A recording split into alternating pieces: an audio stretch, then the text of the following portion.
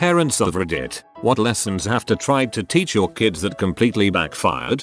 My aunt and uncle were trying to teach my cousin manners and wanted him to address people as Mr. and Mrs. They used each other as examples and consequently were known as Mr. Ian for 2 months. One of the funniest moments of my life was hearing my uncle describe how in the middle of the night instead of dad he started hearing Mr. Ian cracks me up every time.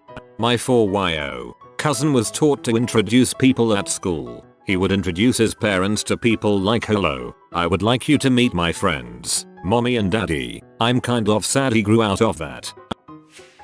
I wanted to teach my son the value of money and work ethic because he kept wanting Robux. I decided it would be a great teaching moment and a win-win opportunity as he was just getting to the age in which I think he should start doing chores around the house. He really wanted to buy some skin or something, so I created a chore chart and gave each chore a value. We established a schedule and everything. It was working out majestically. Every day without asking he was doing dishes, cleaning his room, picking up the dog poop. It was epic. Then one day, I came home and nothing had been done. I asked him, hey man, what's up with the dishes? Oh, and go pick up the dog poop too. He simply replied, nah. Fighting back rage, I simply said, excuse me. He said he made enough money over the last X days that he bought his skin and he was good now. It was hard to argue. This is like the same effect going to a hotel has. You go to this clean place where food is delivered to your bedside and no one is ever making you do anything. Then you go back to your crap job and crap life of having to pick up after yourself. Till that teaching kids lessons is like getting your wish granted by douchebag genie. Not a parent, but my in-laws love telling this story about my fiance. He was resistant to potty training, and they eventually got him to start using the potty by telling him that he had to be out of pull-ups before a family trip to Disney World, because Mickey Mouse only sees big boys and girls, and also who wants to lug a diaper bag around Disney? Anyway, it went great. They had a great trip, and the day after they got back, he took a crap in the living room. When asked, he said, I don't gotta use the potty cause I already saw Mickey Mouse. They very firmly told him that if he was old enough to use logic, he was far too old for diapers, and that was the end of that. When my older son was about 3 or 4 years old, we realized he was starting to act very spoiled and materialistic. We always tried to make him see how lucky he already had it, but he constantly begged us for every toy, candy, and treat he saw anywhere and everywhere. Around that time, I came across a great photo spread that involved the photographer traveling around the world and snapping photos of different children with their most prized possessions. Of course, the kids in the US, Canada, and Europe were mostly photographed in rooms filled with stuff. But there were also photos of children from impoverished nations, usually showing the child with only one old, dirty stuffed animal. I thought I was going to accomplish this brilliant parenting move by sitting him down and going through the photos with him. I'd explain how the kids with rooms like his were beyond lucky and he should feel more than satisfied with all of the great stuff that he had. Then I would show him the other photos and he would finally understand that there are so many other children in the world with far less than he had. We looked through the photos and talked about each one. We finally got to one with a little boy standing on his cot with his one possession, a well-loved, dingy-looking stuffed monkey. My son looked at it for a long time. I could see his wheels spinning. Success, I thought. After a long bit of silence, he finally looked up at me, gave me a sweet smile and said, I want that monkey. Captain Price, mission failed. We'll get him next time. Not a parent, but when I was around 12, my father suspected that I stayed up late playing video games, even though I didn't. One night he went into my room and told me that I shouldn't play my Game Boy Advance past bedtime, because I needed to rest. That's when I realized I could play my Game Boy Advance past bedtime, and I've suffered from insomnia since then. This story is my favorite, when parents give you an idea you didn't even consider previously. Saw a clip on local news about a toddler saving her mom's life by calling 911 when she collapsed. Figured it was a good idea to teach my toddler 911. Had 2 cops at my door 5 minutes later. Good response time. A friend of mine was trying to teach his son not to hit his daughter, so anytime the son hit the daughter, he started hitting the son in the head. Not hard, but enough to hopefully jog some sense of empathy. Actual result, the son would cover his head with one hand and smack his sister with the other.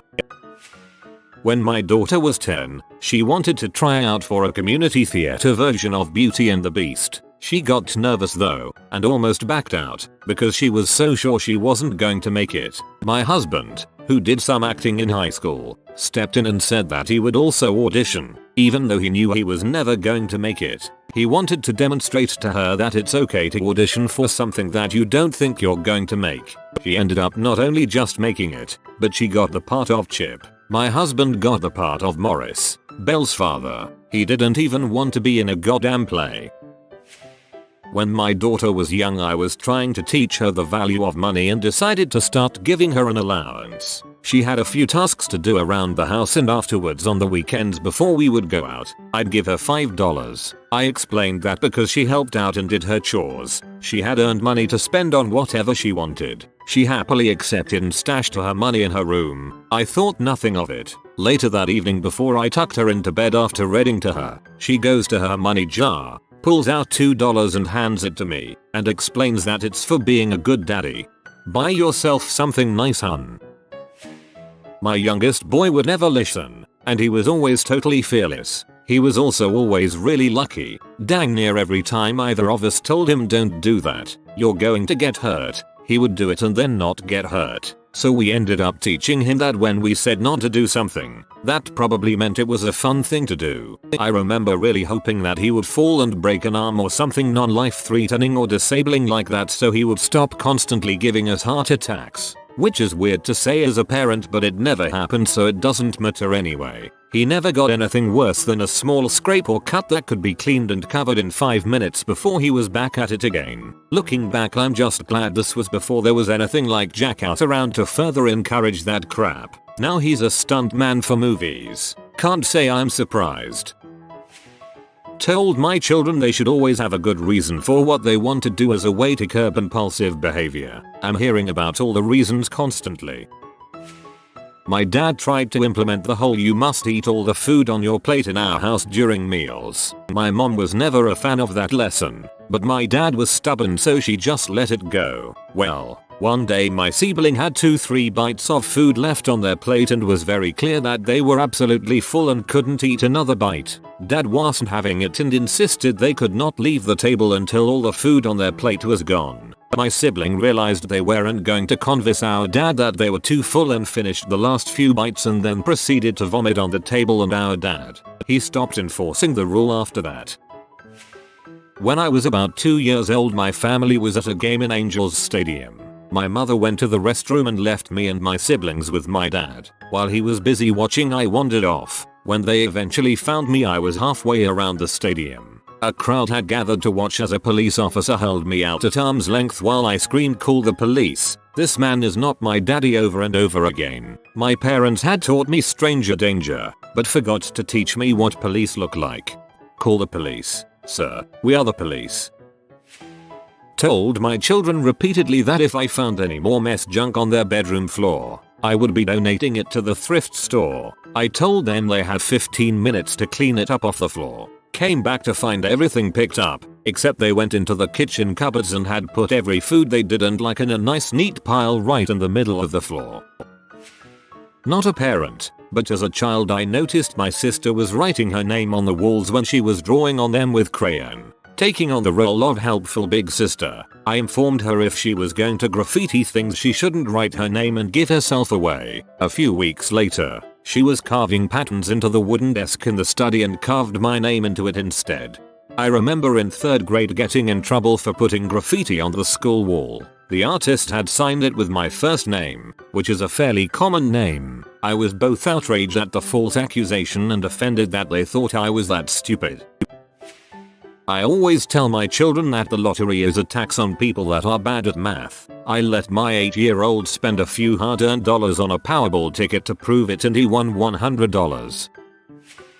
Taught my now 16-year-old to always compliment people who insulted you. We were in a Burlington coat factory in Michigan when my mother was shopping for a bathing suit to take to Florida. There were few to choose from, so she was complaining. My kid was 4. A woman trying on pants and said something rude to my mom who was asking my opinion, and my daughter caught on that. My mother was agitated. She squeezed out behind me and told the woman, "Your teeth are such a pretty yellow."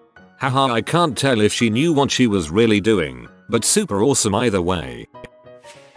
My parents taught me to call 911 when I saw somebody doing something illegal. I called the cops on the Wiggles movie I was watching when I was 5 because a clown stole a cake. Luckily the 911 operator realized I was young. My story didn't make sense because it was a kids movie. Asked to talk to my mom before sending out cops.